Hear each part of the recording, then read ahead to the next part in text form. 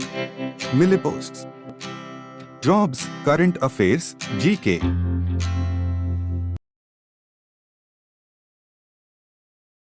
नमस्कार। Dynamic reference rate को समझना।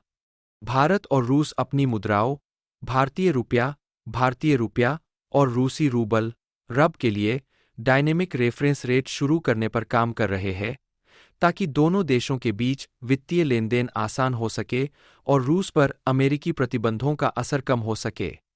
इन प्रयासों के बावजूद भारत के रिजर्व बैंक के गवर्नर शक्तिकांत दास ने स्पष्ट किया है कि अमेरिकी डॉलर का उपयोग पूरी तरह से बंद करने की कोई योजना नहीं है, जो वैश्विक व्यापार में प्रमुख मुद्रा बनी हुई है। वर्तमान वित्तीय लेनदेन की चुनौतियां। वर्तमान में भारतीय रुपये को रूसी रूबल में बदलना एक जटिल प्रक्रिया है। इसमें आमतौर पर पहले भारतीय रुपया को अमेरिकी डॉलर, यूएस डॉलर में और फिर यूएस डॉलर से रब में बदलना शामिल होता है। अमेरिकी प्रतिबंधों के कारण यह प्रक्रिया और भी जटिल हो जाती है, जो रूसी बैंकों की अंतर्राष्ट्रीय वित्तीय प्रणालियों तक पहुंच को सीमित कर देती है, खासकर बड़े लेनदेन के लिए। इसके अतिरिक्त, चूंकि भारत रूस से निर्यात की तुलना में अधिक आयात करता है, इसलिए रूसी बैंकों के पास बड़ी मात्रा में भारतीय रुपये होते हैं, जो वित्तीय लेनदेन को और जटिल बना देता है। प्रस्तावित समाधान। इसे सरल बनाने के लिए भारत और रूस भारतीय रुपया और रब के बीच प्रत्यक्ष विनिमय दर स्थापित करने पर विचार कर रहे हैं। इस दर को भारतीय रिजर्व बैंक और बैंक ऑफ रूस दोनों द्वारा बाजार के अनुसार समायोजित किया जाएगा। यह योजना भारत द्वारा यूएई के साथ अपनाई गई प्रणाली के समान है, जहां लेनदेन के लिए स्थानीय मुद्रा निपटान का उपयोग किया जाता है। इसके अतिरिक्त, रूस द्वारा भारतीय वित्तीय बाजारों में अपने धन का निवेश करने की संभावना है, जो दोनों देशों के बीच आर्थिक संबंधों को मजबूत कर सकता है। अमेरिकी प्रतिबंधों का जारी रहना। हालांकि, अमेरिकी प्रतिबंधों ने रूसी बैंकों की वैश्विक वित्तीय सेवाओं तक पहुंच को प्रतिबंधित करना जारी रखा है, जिससे उन्हें कुछ लेनदेन के लिए छोटे बैंकों पर निर्भर रहना पड़ रहा है। यह स्थिति आयनारब विनिमय और निवेश, विशेष रूप से बड़े व्यापार सौदों के लिए बेहतर प्रणालियों की आवश्यकता को उजागर करती है। भारत के डीडॉलराइजेशन की ओर रणनीतिक कदम।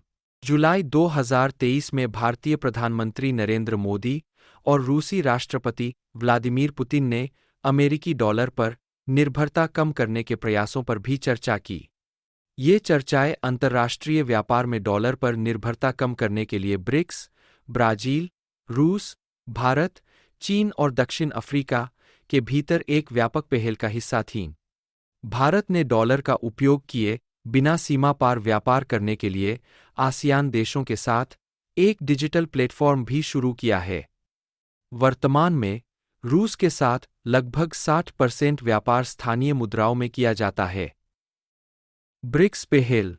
ब्रिक्स देश अपनी सामूहिक मुद्राओं द्वारा समर्थित एक नई आरक्षित मुद्रा बनाने की संभावना तलाश रहे हैं, हालांकि इसे अभी तक लागू नहीं किया गया है। ब्रिक्स ब्रिज जैसी परियोजनाएं सदस्य देशों के बीच वित्तीय एकीकरण को बढ़ाने के लिए ब्लॉकचेन तकनीक का उपयोग करने पर विचार कर रही है, विशेष रूप से केंद्रीय बैंक डिजिटल मुद्राओं के माध्यम से। डायनेमिक रेफरेंस रेट के बारे में। भारत और रूस जिस डायनेमिक रेफरेंस रेट डीआरआर पर विचार कर रहे हैं, वह वास्तविक समय की बाजार स्थितियों के अनुसार समायोजित होगी। यह विभिन्न वित्तीय उत्पादों, जैसे ऋण और डेरिवेटिव के लिए एक बेंचमार्क के रूप में काम करेगा। निश्चित दरों के विपरीत, डीआरआर को पारदर्शिता बढ़ाने और केंद्रीय बैंकों द्वारा निर्धारित दरों को प्रतिबिंबित करने के लिए डिजाइन किया गया है, जो अस्थिर समय के दौरान बाजारों को स्थिर करने में मदद कर सकता है। डीआरआर का उपयोग बढ़ रहा है, खासकर उभरते बाजारों में, क्योंकि डिजिटल वित्त आगे बढ़ रहा है।